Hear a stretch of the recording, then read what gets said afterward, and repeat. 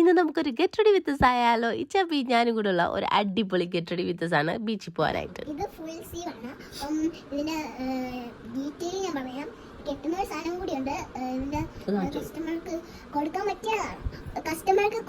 പറ്റിയതാണ്. അപ്പം ഇച്ചാപ്പിയുടെ ഡ്രസ്സിൻ്റെ ഡീറ്റെയിൽഡ് വീഡിയോ കണ്ടല്ലോ. ഇത് വന്നിട്ട് എൻ്റെ ഡ്രസ്സാണ്. എൻ്റെ ഡ്രസ്സും ഇച്ചാപ്പിയുടെ മാക്സിൽ നിന്നാണ് എടുത്തത്. ഓഫർ പ്രൈസിനാണ്. എൻ്റെ ഡ്രസ്സിന് വെറും 99 റുപ്പീസേ ആയിട്ടുള്ളൂ.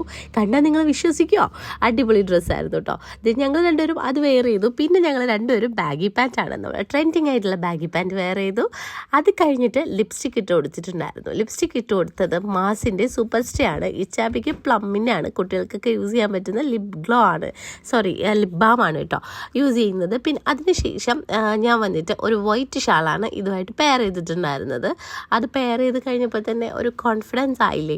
അതിനുശേഷം ഞാൻ എൻ്റെ ഗോൾഡ് കളറിൽ, നമ്മുടെ ഒരു വാച്ച്, റോസ് ഗോൾഡ് കളറിലെ ഒരു വാച്ചാണ് കെട്ടിക്കൊടുക്കുന്നത്. ഈ ഒരു ഡ്രസ്സായിട്ട് ഒരു എലഗൻ ലുക്ക് തരും. പിന്നെ എൻ്റെ ഗോൾഡിൻ്റെ 2 റിങ്സും ഞാൻ കയ്യിലിട്ട് കൊടുത്തിട്ടുണ്ടായിരുന്നു. പിന്നെ നമ്മളുടെ സ്റ്റെയിൻലെസ് സ്റ്റീലിൻ്റെ HS ആൻറ്റി ടർക്കിഷ് എന്ന് പറഞ്ഞ എൻ്റെ പേജിൽ തന്നെ ഉള്ളതാണ് കേട്ടോ ഈ ഒരു മാല ആൻഡ് ഇയറിങ്സ് ഞാൻ വെയർ ചെയ്തില്ല. ഒരുപാട് അങ്ങ് ഓവറായി പോകുന്ന പോലെ ഫീൽ ചെയ്തു. അപ്പോൾ ഇയറിങ്സ് വെയർ ചെയ്തില്ല.